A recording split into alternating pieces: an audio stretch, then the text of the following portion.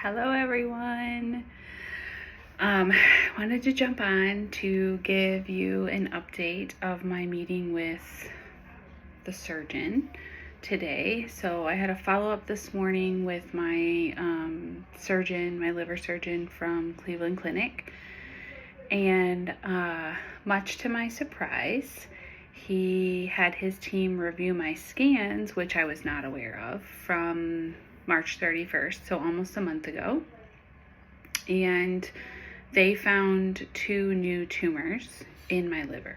So on one side, kind of disappointing because we don't really want there to be any evidence of disease, but with my tumor marker numbers in my blood work climbing, we knew that something was there, and we were just praying that it was going to stay in the liver, because we can target the liver, and if it stays in the liver, then we have option of transplant in the future. But if it goes outside the liver, transplant is off the table, along with a couple of other therapies. So there's 2 spots in segment 5, or 1 in segment 5, 1 in segment 8, both near previously treated sites. One is near the site that was resected, and one is near a site that was ablated previously. So spent a good amount of time strategizing with my surgeon. He feels pretty strongly that doing another ablation would be the right next step. He would like to see me have that ablation done percutaneously, which is fancy way of saying needle ablation, which is less invasive, and he said that the team at University of Michigan is the best.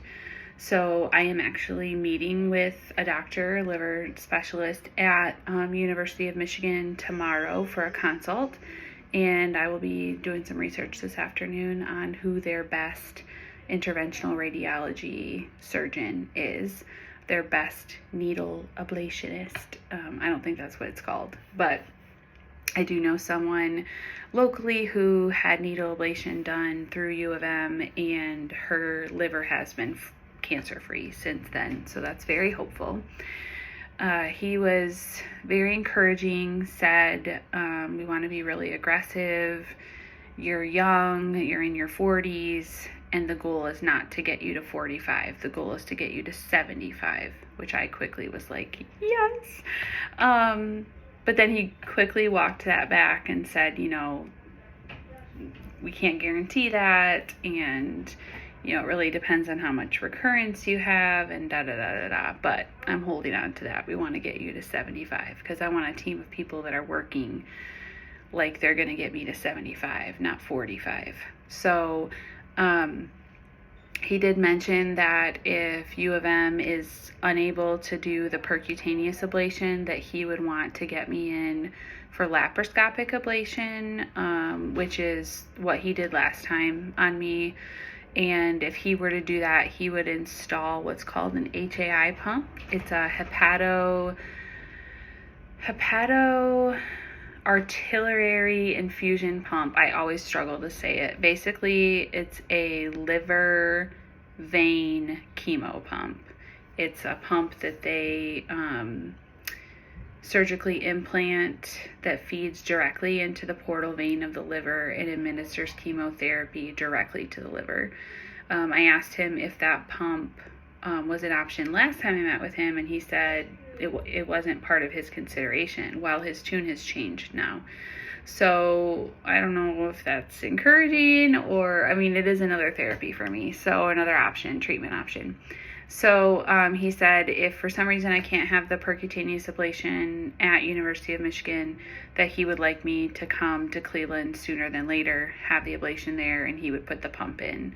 That pump would administer targeted chemotherapy to my liver, really to help us gain control and make sure that I don't have new metastasis to the liver.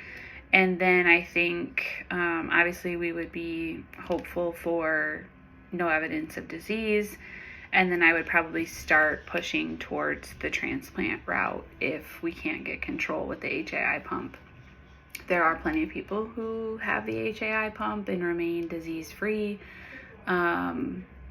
I'm not going to say it's the majority. I haven't looked at the stats on that, but overall, it was a very encouraging conversation with him. He did say that nearly 50% of the patients that he performs transplant surgery on have had the HAI pump. So that was encouraging to me. So yeah, I'm, probably going to continue the transplant conversation too with U of M to see what their criteria is for that.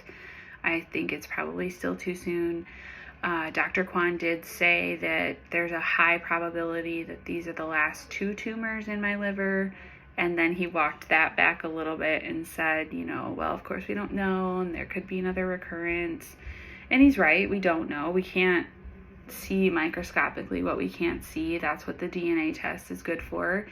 But overall, it was a really good conversation with him. I didn't know that I had these 2 lesions. He actually said that the radiology team from Corewell didn't find them, but his team did. And he said, I want to emphasize that that does not mean that the team at Corewell is not good.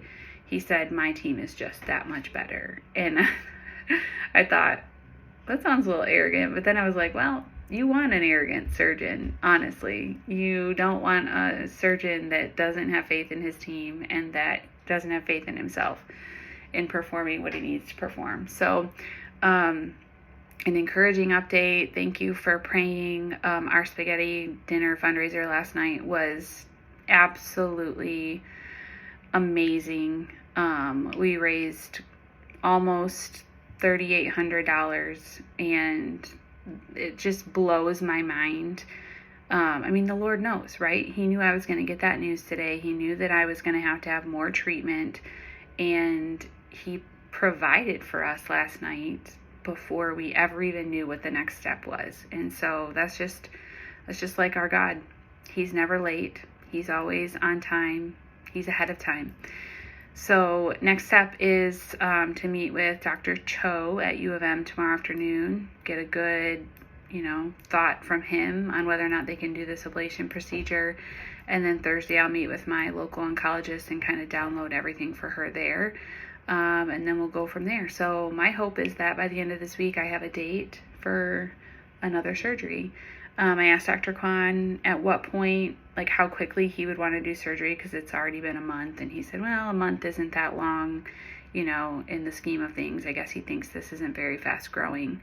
But he said, I wouldn't want you to wait 3 to 6 months with that hanging out in there. But he said, I'd want to get you on the books for a procedure in the next couple weeks. So here we go. This will be surgery number 5 in less than 2 years. So pray for God to continue to sustain me. I will update when I have more information, and thank you for praying. Love you all.